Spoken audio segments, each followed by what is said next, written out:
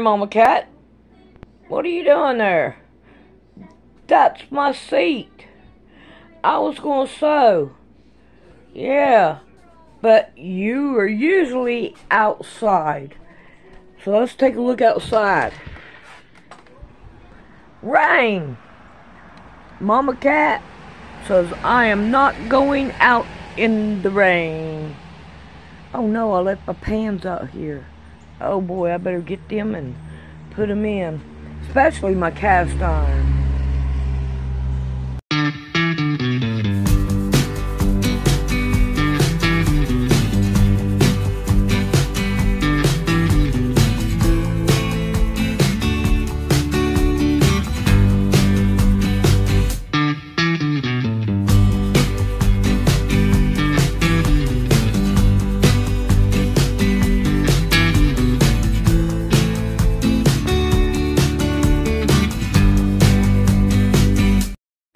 Well, I took that video early this morning, and as you can tell, she ain't moved. And it's been raining all day long, so I have not got nothing done today. Well, it's not a wasted day. I had fun with my grandbaby. A maritime admiralty product, because she came in on water. So therefore, each product has to have its own certificate of manifest, because she is giving birth to a product. So therefore, when you were born, you came out of your mother's water. Her water broke, and by law, you are considered a maritime admiralty product. She delivered you in the delivery room. She delivered the product. And so you came out of water, you're a maritime admiralty product, so you have to have a birth certificate. And the birth certificate's got to be signed by the dock, because that's where the ship is sitting, at the dock. So once you understand the words and the terms, and if you're born dead, if you're stillborn, then they just lost the TV, because take a car off and it falls down, yeah. And so you got to, if you're on the car, on the television, whatever it is, how much does it weigh? What color is it? You know, does it have air conditioning? Is it 2-door, 4-door? Is it Mexican, or is it some other race of people? How much does it weigh? Does he have both eyes? Yeah. Does he have 5 fingers? Yes. And how much does he weigh? What color is he? Those are all the vital signs for a maritime admiralty product. Because for God's sake, they're going to sell you. They want to know, does this kid have 2 feet or what? Because if he doesn't, I got to have to pay for it. So you are a maritime admiralty product. And therefore you are being bought and sold around the world today. And if you could get your original birth certificate back, the original, not the certified copy, get the original one back, you will see on all birth certificates at the bottom, this is a security document, goes directly to the Department of Commerce. And from the Department of Commerce, they put that directly out into the stock market of New York City, and now people are buying and selling your body, and you don't even know it. You're worth $6.5 to $7 million right now, and you didn't even know it on the New York Stock Exchange. But this is the type of stuff that most people don't know anything about, and there's a reason why most people have never heard any of this, because it doesn't have anything to do with football. It's got nothing to do with silly-ass sports and basketball and all that other silly-ass stuff that kids love to play. You know, that's what you've always given the kids, a ball. Tell the kids to go out and play ball. I don't care what ball, basketball, ping pong ball, football, golf ball. I don't care. Get the damn kid out of here and then go play with a ball. Give the kid, go out and play ball. That's why they have the President of the United States. He goes out and throws the first ball, because Daddy's out playing ball with us. You know, while all the kids are out there, all the schmucks are out there watching the ball game. And Daddy's out there with the senators and the congressmen. They're watching the ball game.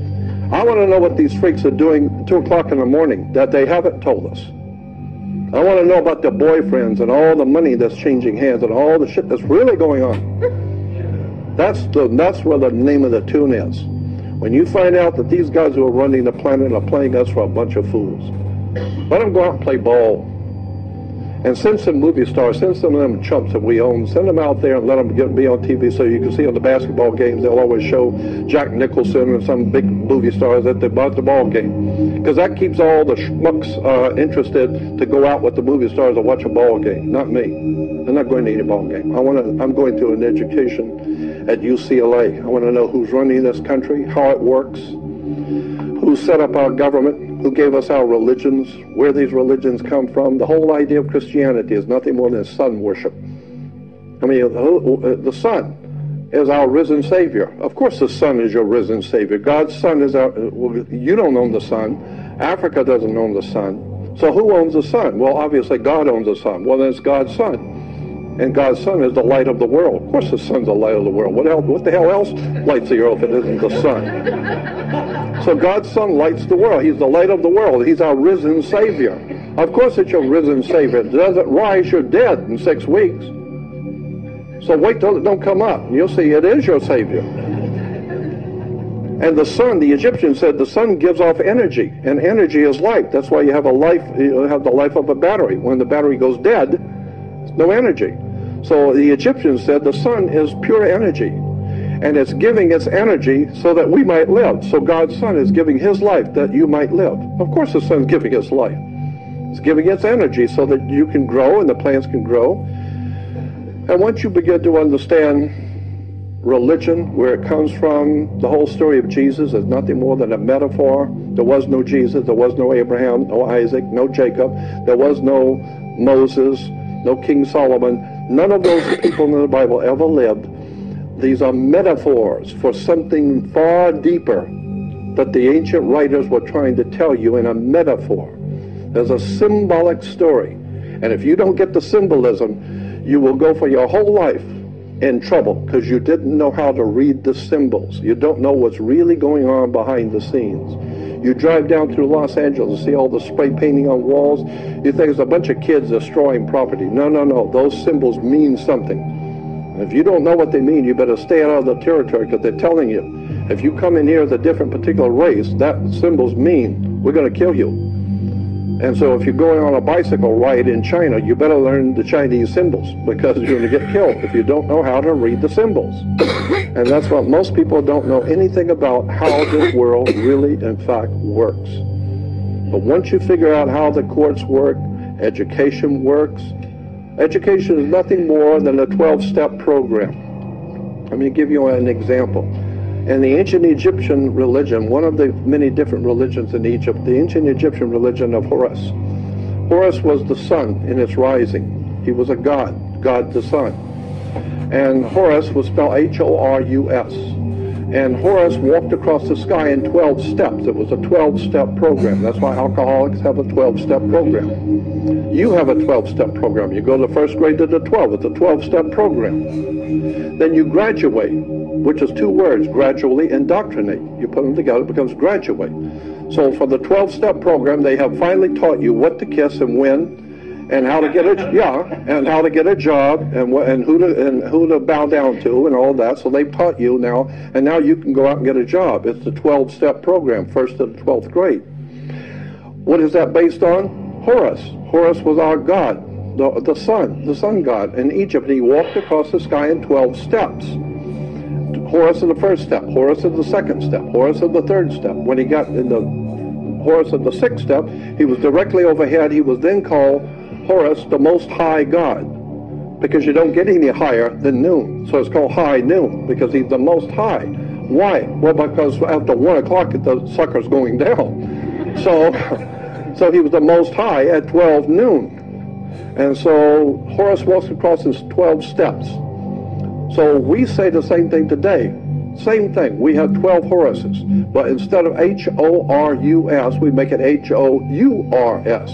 Becomes hours, changing the U and the R. Now it becomes 12 hours. No, it's 12 Horuses.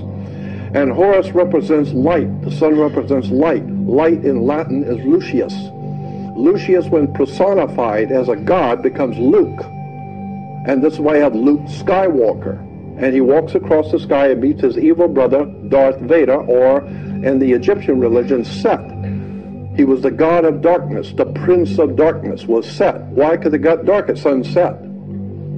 So the whole idea is that it's the whole world that we live in is based on Egypt, Mesopotamia, ancient Greece, ancient Rome. All of this stuff that we live in this world is based on ancient religions and cults and secret societies and Masonic orders, and the people of this world have no idea in the world what's going on. I've spent 48 years studying occultism, mysticism, words, terms, legal terms, government, international banking, theology, religions.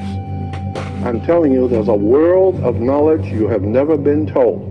That's been right there for you, but it just never occurred to anyone to sit down for 48 years and study this stuff in the dark. I mean, I have a high respect for all religions, for all belief systems, but I'm telling you, it needs to be based on wisdom and knowledge. Let me give you an example in the Old Testament. In Arabia, looking east, there's a huge mountain range in Arabia, very high mountain ranges in Arabia in the middle.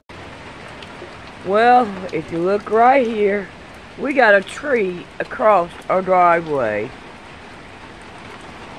Man, we're gonna have to fight to get it cut and all kinds of stuff. Oh well, we'll live over it. Are you gonna let me sew? I took over the seat. And you don't want me to sew now.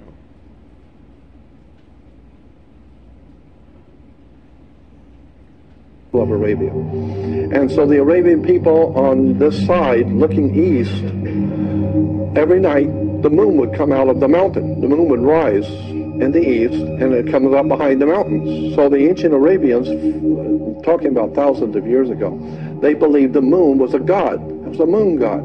And obviously he lived in a mountain. That's obvious, because every night he comes up from the mountain. So he lived in a mountain, and his name, the name of the moon god in Arabia, was Sin, S-I-N, Sin.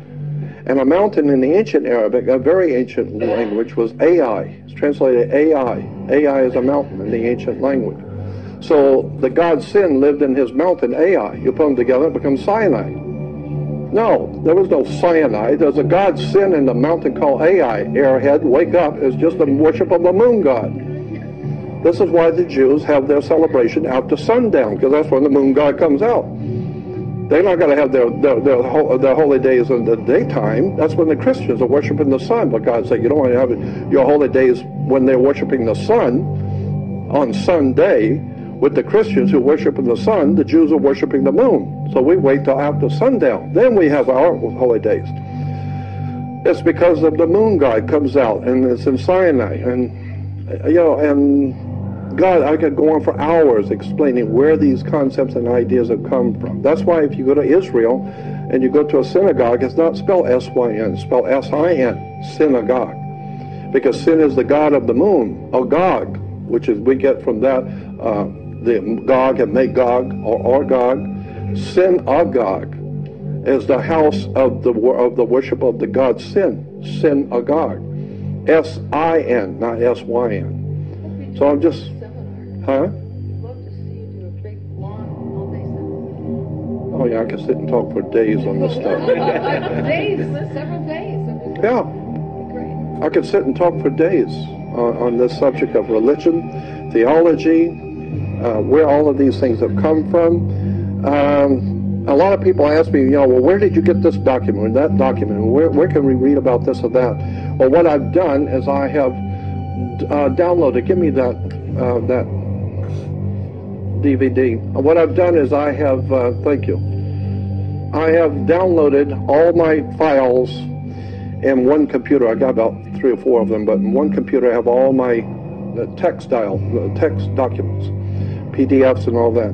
So what I've done is I've just downloaded all of my documents from my computer into a DVD. It's like, I don't know,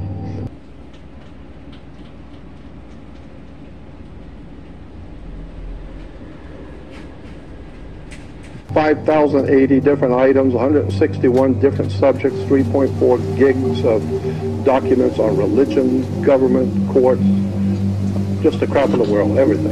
Everything is going on. It's all here. There's all the documents are all here, and you find out where all this stuff really comes from, and the worship of Saturn. And Saturn was in the old Phoenician language.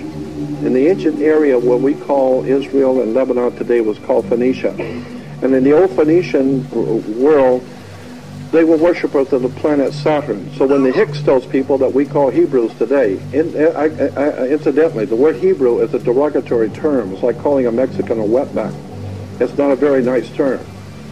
And so calling someone a Hebrew is not, it's a derogatory term. And incidentally, the Jewish yarmulke, it's not Jewish at all. That's Roman. That's why the Holy Father wears the yarmulke. The cardinals wear the yarmulke. Rome was here before Jews. And so under the Roman Empire, the Jews were ordered to show respect for the Holy Father, or we're going to cut your head off. So you show respect for the Holy Father, you are under the Holy Father. So you show respect by wearing the yarmulke. So today we got Jews running around with yarmulkes thinking it's Jewish. Not Jewish. It's Roman. The entire system of religion is Roman. The white man's world has dominated the earth with religion. And the Jews think that they are a monotheistic religion. No, not monotheistic, henotheistic.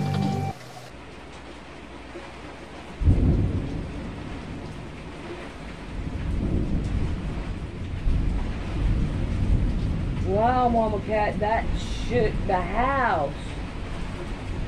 I felt it.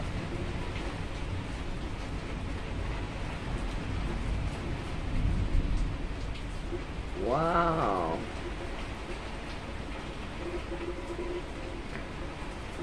Hey, it's okay. Okay.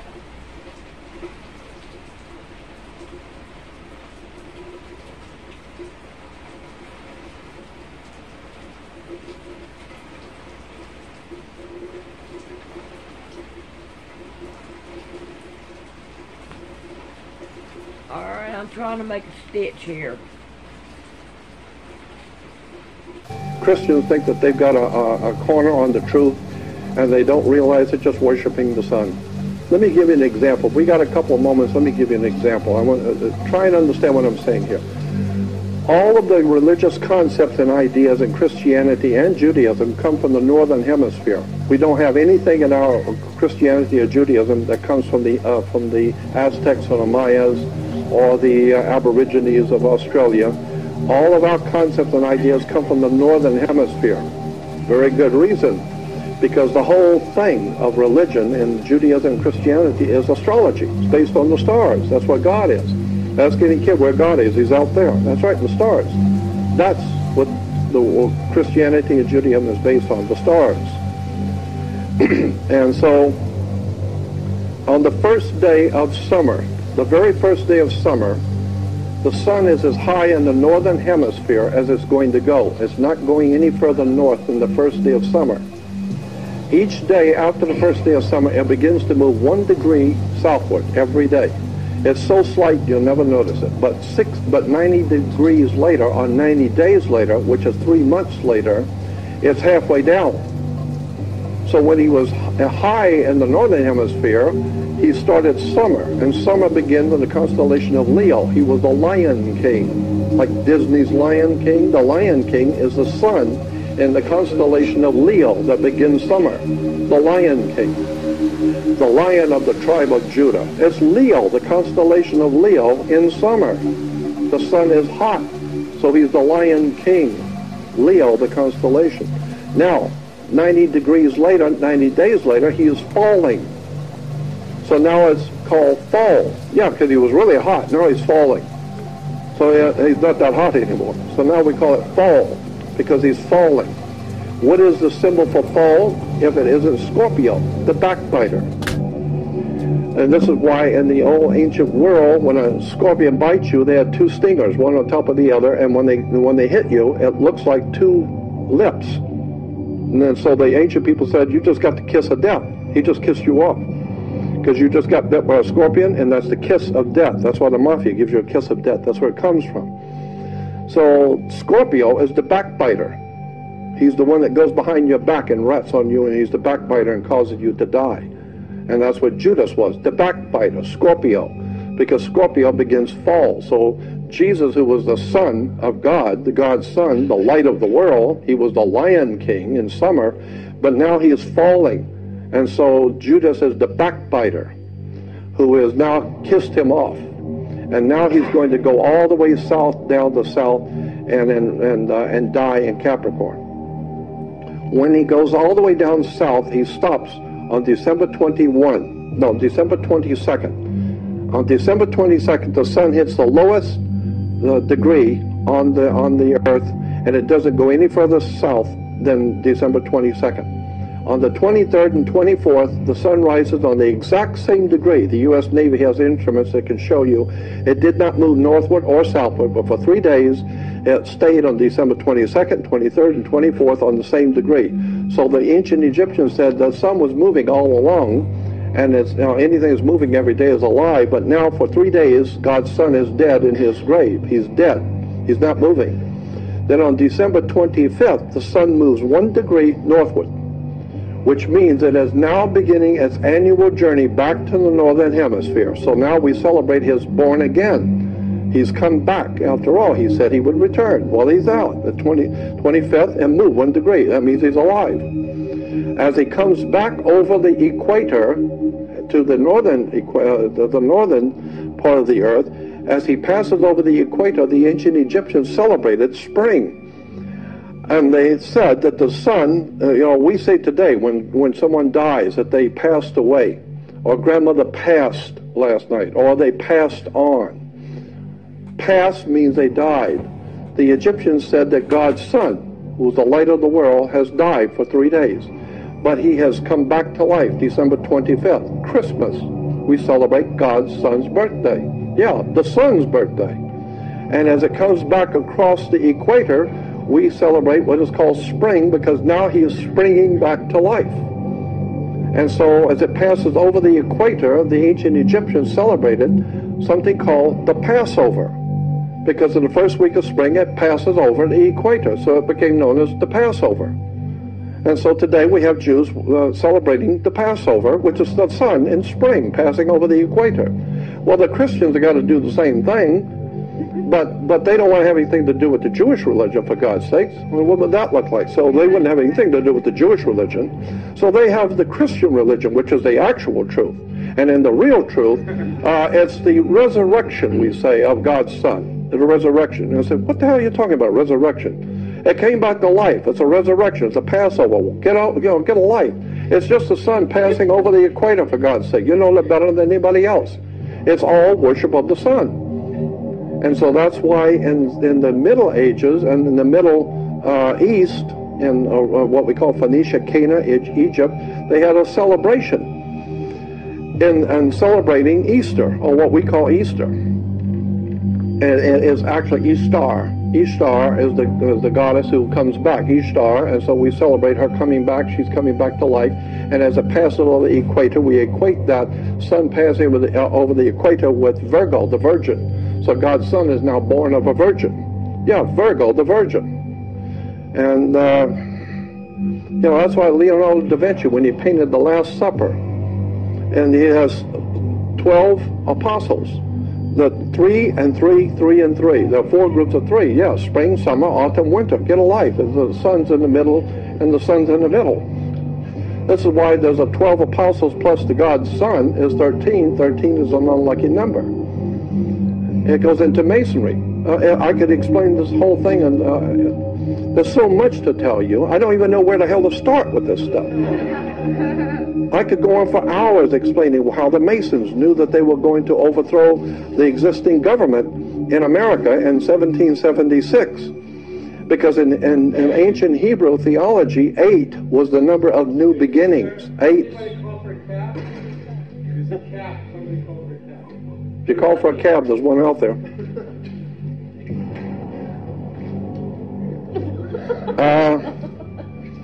Anyway, in the Hebrew, ancient Hebrew theology, 8, the number 8 was the number of new beginnings. You start things over on an 8.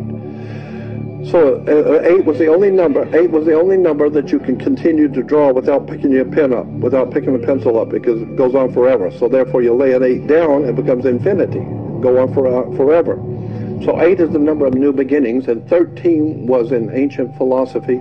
13 was a perfect number for government. perfect number is God's Son with his chosen 12. That's a perfect government. 12 apostles with their master of the sun is perfect government. So the Masons decided they were going to have their revolution against England according to the astrological symbols. They knew what they were doing. So they said the revolution must happen in 1776, and it must happen in July, because of the constellations that will be visible in the heavens in July will facilitate the revolution. They knew astrology. So they had their revolution in 1776, which is 1 and 7 is 8, and 7 and 6 is 13. So it's the perfect government based on the perfect number of 8 is new beginnings, beginning of something new, and 7 and 6 is 13, a new government. So the Masons overthrew the British Empire. They knew they had to do it in 1776, and they had to do it at a particular point where the constellations were over the United States. It's a fascinating study of how the people who run this planet. 9/11 is simply a gimmick to scare the peawads out of everybody so that you will not bow down on your knees and ask the government to protect you. That's all it is. Adolf Hitler did the same thing. He burned the Reichstag down. He had his own guys go out and burn the government building down to scare the hell out of everybody. And he said, I can't do anything about these people are crazy. They're burning down the government. They're killing people. The only thing I can do is if you tell me to. I can do anything because I'm just a humble man. But if you tell me to do something, I got to do it. Then I'm obliged. So everybody said, you've got to protect us. Well, if I got to protect me, the only way I can protect you is give me absolute power to be God. Well, we'll give you all the power. Do anything you need to protect us. Yeah, that's what I wanted. You chumps are stupid. That's what I wanted. That's why I paid the guys to go out and blow down the building so that you would give me the power to be God. Now that I got the power to be God, you're going to prison. That's the way these people work. Well, that's the end of it. Gives you something new and different to look at.